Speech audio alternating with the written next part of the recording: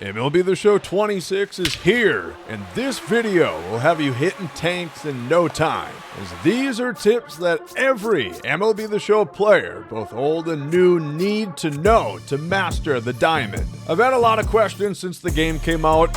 It's all right here. Everything that you need to know to get better at MLB The Show. Leave a like down below on this video if you guys do enjoy. Subscribe to the channel.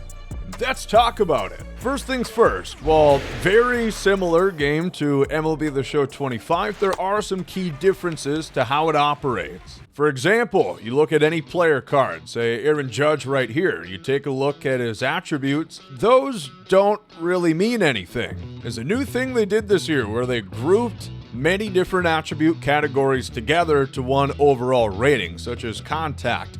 He's a 78 rated contact player, but he's got 90 contact versus righties and 92 against lefties, 91 clutch. The vision just brings it down. That 78 doesn't mean anything, and you shouldn't pay attention to it. You want to care about the actual individual ratings. One of the great things they did for MLB 26, especially for Diamond Dynasty, they scrubbed away any attributes that don't affect actual gameplay. Everything you see here does affect gameplay. The overall group ratings only help to confuse things. Power. You want to look at individual power ratings. Fielding. There's like 5 different ratings all meshed up into one. It is going to give you a false picture of what the player actually is. Press triangle, go into their full card, and see all their attributes right there. What does each rating do? Well, contact is your ability to get base hits. It is going to reflect your PCI size. Vision, well, very similar. This is your outer PCI. It is going to help you make contact when you're a little bit off the ball. It is going to help prevent swings and misses and keep you from striking out. Clutch, of course, is your ability to come through when it matters most, when there's runners in scoring position. This rating actually takes place of contact when there are guys on second or third base. Power is pretty self-explanatory. How hard you hit the ball, how far you can hit the ball. Fielding ability is going to impact some of the animations that you get. Your ability to catch the ball, make plays. Brand new this year, they have split the reaction rating from 1 into 4 different directions: front, back, right, and left. Obviously, each one correlating to which direction your fielder is running. Arm strength, how hard you throw it. Arm accuracy, how accurate that thing is, pretty simple. And we'll finish up with speed, how fast you're running. Stealing is going to reflect what kind of jump you get when attempting to steal. Even if you're a fast player, if you have low stealing rating, you're going to be very slow out of the jump. It'll be hard to steal bases. And of course, bunting, how good you are at laying that thing down. And moving over to pitchers, your hit per 9 is the stat that counteracts the hitter's contact. Higher hit per 9 is going to shrink your opponent's PCI. That stat impacts how many hits you should be giving up. Your K per 9 is what counteracts your opponent's vision. A higher K per 9 is going to warrant more swings and misses. You have to be more on the ball. Control, very simply, how easy it is to throw strikes, how easy it is to get the ball where you're aiming for. Clutch, just like for hitters, it is going to replace your hit per 9 when runners are in scoring position. And finally, stamina, how deep your pitchers can go into the game, how many pitches they can throw before they get tired. Let's talk about some of the brand new settings within the game that can completely transform how you play. Starting with the hitting depth of field, which personally I have really enjoyed. This is essentially going to blur out everything around you. It's going to enable you to lock in more on the pitcher and the pitch coming in, not so much the surrounding environment. Again, you see the difference right here. I find it very helpful to more easily read the pitches coming in, and you'd always run into issues, certain stadiums having things in the way that prevent you from seeing the pitch properly. Especially so at a stadium like Target Field, where the shadows and other environments would make it difficult to see the pitches as they're coming towards the plate. Again, personally, I really enjoy it, and I think you will as well. Also new this year, the brand new quick menu. Press up on the D-pad to access this wheel. And you can find a lot here between substitutions. You can review the opposing defense, which is pretty big, understanding what kind of speed is out there, what kind of arms are in the outfield. You can get a scouting report on the pitcher that you're currently facing. Also very cool, especially with the new splits on hit and K per 9 per handedness. You're really going to want to know this stuff this year. It isn't so simple as a lefty versus a lefty or a righty versus a righty. But I think my favorite part, you can easily change the camera right here. I think one like this looks very cinematic. It looks cool, but it is harder to read the pitches coming in. I personally use strike zone 1, which is a little bit closer, a lot easier to identify the pitches and tell whether they're going to be balls or strikes. You can also change the hitting depth of field right from here. And also new this year, the PCI sensitivity. You can now adjust how fast or slow your PCI is going to move. So if you put it all the way towards the top, you're going to notice your PCI moves extremely quickly. It is very jittery, which personally isn't really for me. You can also move it to the very end, which is about comically slow. I am pressing down as hard as you possibly can. I would not recommend this one either. Personally, I've been enjoying just about middle, a tick or two, right past even. For me, that's kind of the perfect balance in my PCI sensitivity. Another new setting this year is the quick CPU pitching. You turn this on and the computer pitcher doesn't waste as much time between pitches, which as you'll see right here, Garrett Crochet pretty much immediately is going to come set and he's going to deliver to the plate. It definitely shaves a decent bit of time off your games and is especially valuable when playing Conquest or mini seasons in Diamond Dynasty. And similarly for you when you're pitching, there's a setting that you can choose so you don't always have to go from the windup if you don't want to. Once again, just go into the settings, you're going to find it right here, pitcher delivery.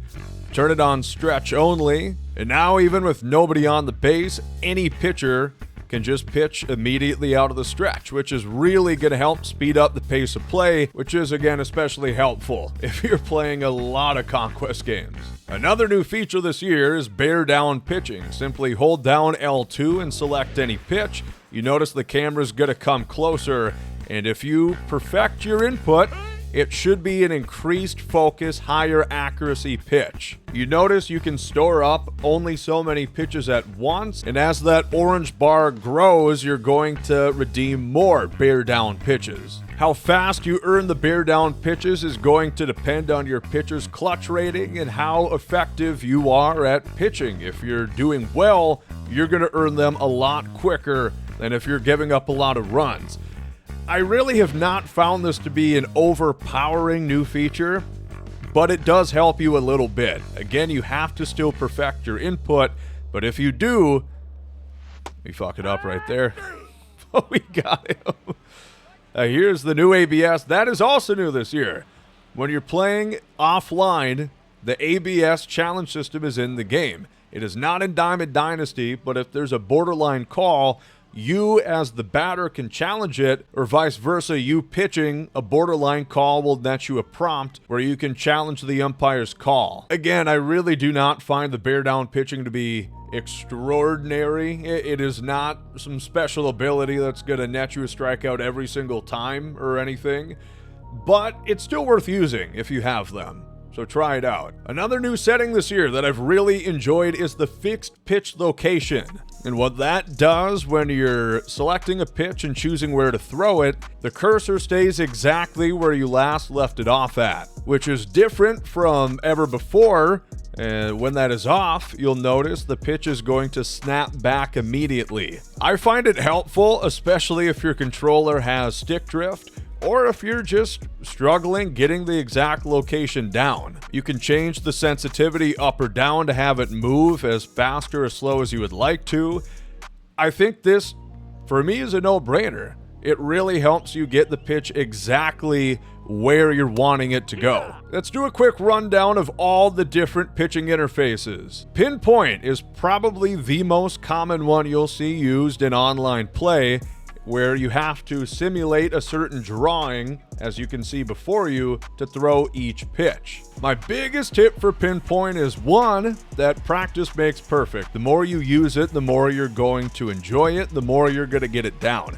The second of which, just really take a look at the speed in which it is drawing. Take a second, watch it a few times to get the speed down, do it yourself, and you should have pretty good results. If you take a look at the PAR, which stands for Perfect Accuracy Region, the shaded circle around your cursor, that represents where the ball could go on a perfect input pitch. So as long as you time it up right, it should go exactly within that circle. Next up, and just as accurate, is going to be pure analog. This one, you select your pitch and you're essentially going to pull down the right stick and snatch it back once it hits that yellow line. This one, again, can take some practice if you're not accustomed to it, but it is very rewarding.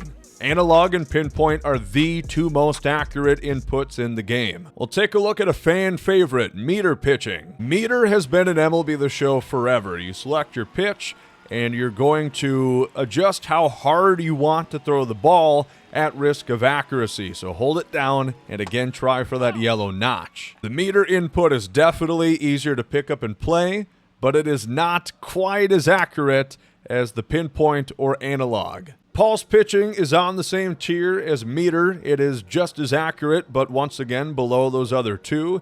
And this one, you select your pitch, and you just try and get the circles really tight to throw an accurate one. Just like that. Good. And it can yield good results. It is, again, pick up and play friendly. Finally, classic pitching. I would not really recommend using this one online at all. This one, you just select a pitch, and it's up to the gods on where it's going to go. Sometimes it can be fine, but it is very much depending on your pitcher's ratings. There is no PAR, there's no shaded circle.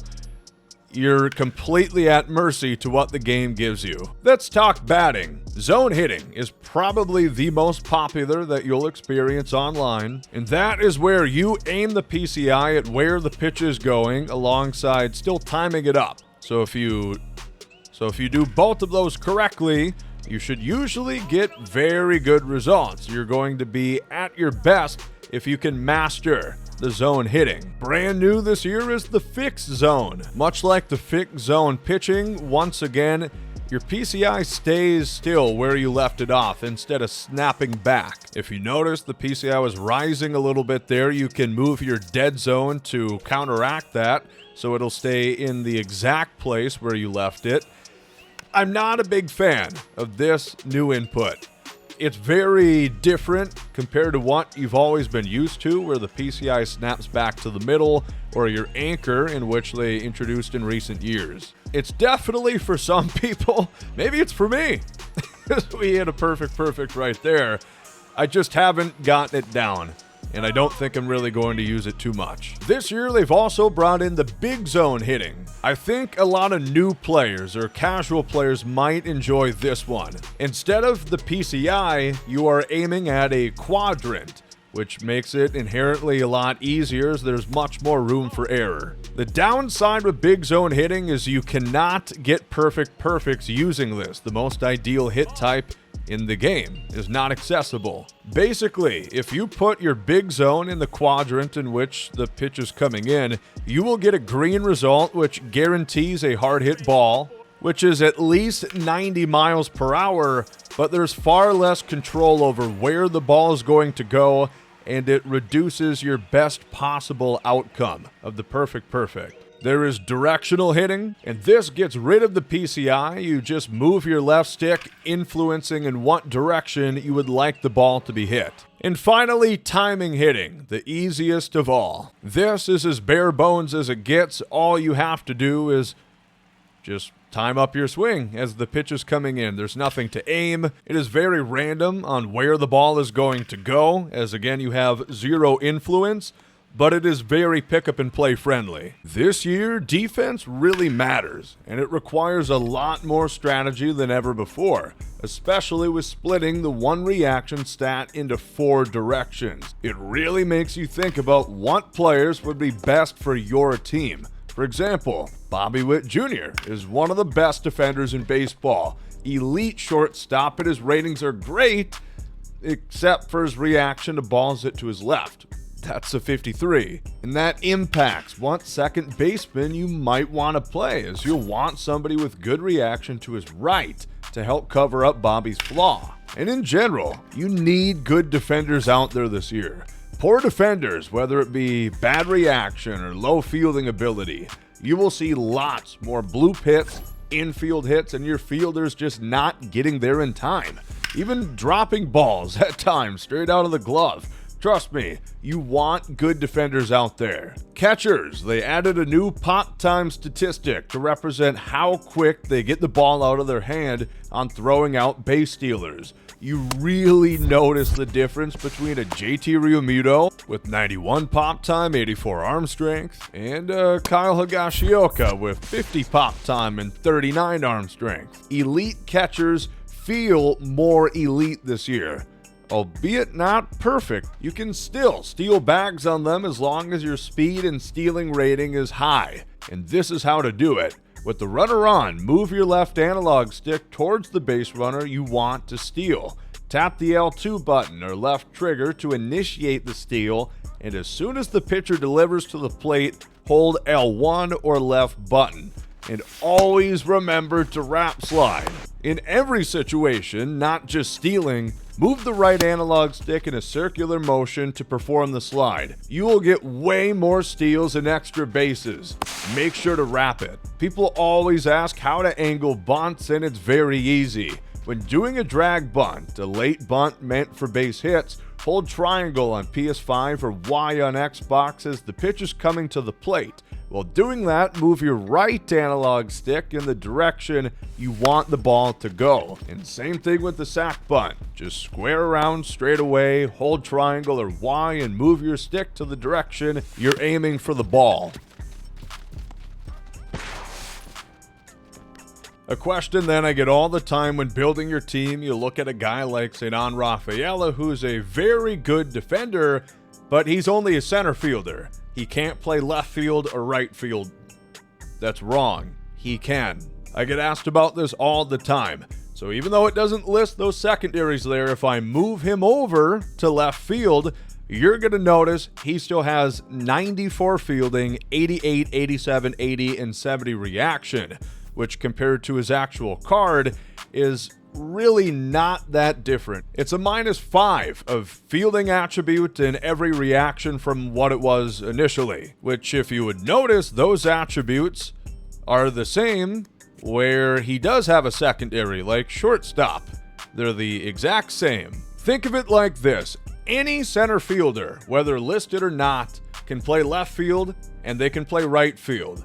But every corner outfielder, unless they have center field listed, cannot play center field.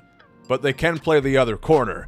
Center field's anywhere in the outfield. Left or right field with center field can play anywhere. Left or right field without center field secondary can only play the corners. Get it? Got it? Good. And now a few things in Diamond Dynasty I want to talk about. I've heard a lot of people wonder, where do you find the new Robert Flores commentary? It is not directly in any settings. You just have to toggle it on before you enter something like a Conquest game, a Ranked Seasons game. You can choose between Robert Flores commentary or Boog and Singy. There's been a lot of changes to the parallel system this year, and a brand new screen that is really cool is this one. You can go and check out all of your cards and see the progress on parallels. You can see how many cards are close to parallel 5, and you can even equip their parallel mods right through the screen. You can sort by position. It is really cool. Also, I highly suggest you guys check out this video where we go all over how to master parallel mods and earn the most PXP super fast. There's been lots of talk this year for the brand new user interface and collections, and a lot of people are not big fans of it. I'll say this for collections to make it a lot easier, because it is inherently a little bit more confusing. This year you can lock cards, which makes them temporarily non-collectible, which is great when utilizing this new feature. When you press square to collect all uncollected, they will not include that one card, which is great if you have a card that you don't necessarily want to put in there yet. I think generally this screen does go a lot slower than it did in years past to individually collect them. So I would utilize this. Just make sure and mark the ones that you do not want to collect. How to unlock them? Very easily. Just go in and how he's unlocked. I see a lot of confusion about captains in MLB 26. This year, all captains can be found in Team Affinity. Every team's Jolt card is also a captain, both pitcher and hitter. Like Corey Kluber, he is the Cleveland Guardians captain. You can go down right here and see that he is going to boost any Cleveland Guardian player on your team.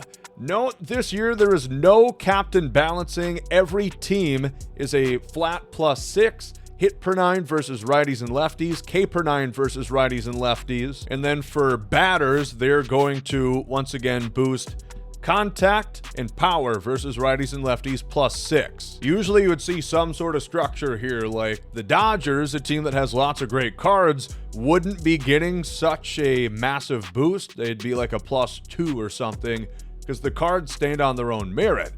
But this year, the Dodgers and the White Sox have the same boost. They're all +6. They all do the same attributes. So then once again, just make sure and assign the captains, both your hitting and pitcher captains, and you're going to get the boost, both for the hitters and for the pitchers. Unfortunately, this only works with players from that team. So unless they actually have a Cleveland Guardian C on there, they don't get boosted.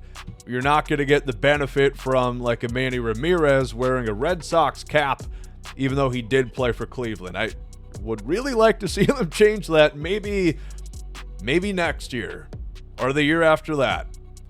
Here's hoping. I hear a lot of talk about stubs early game. What should I do? How do I earn stubs?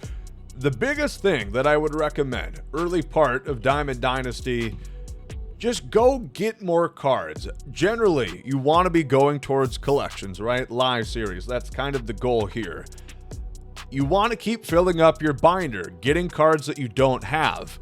So what you should focus on is selling the things that you have multiples of, your duplicates, because they are never going to go for as many stubs as they do as right now. Especially for the teams like the White Sox, for example, who don't have any diamonds.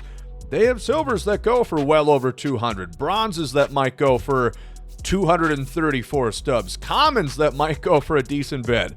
Like Jordan Hicks, it's a 300 stub bronze right there. You gotta make sure, spring clean out the binder. And finally, I've heard a lot of people ask, where do you equip bat skins and different team equipment? Right here. You go over to team equipment and you can choose from all your different bat skins. The same for socks. This is where you change your logo, your uniforms. It's all right here. I think we covered a lot in this video right here. Talked about how you can get way better at MLB The Show 26 and answering a lot of questions that I know you guys have been asking me. So, if you guys enjoyed this video, please leave a like down below. We have a playlist full of all MLB 26 tips. If you're looking for guidance, strategy on how to improve your MLB 26 game, that's where to look. And plenty more coming soon. Thank you so much for watching this one. I'll catch you guys next time.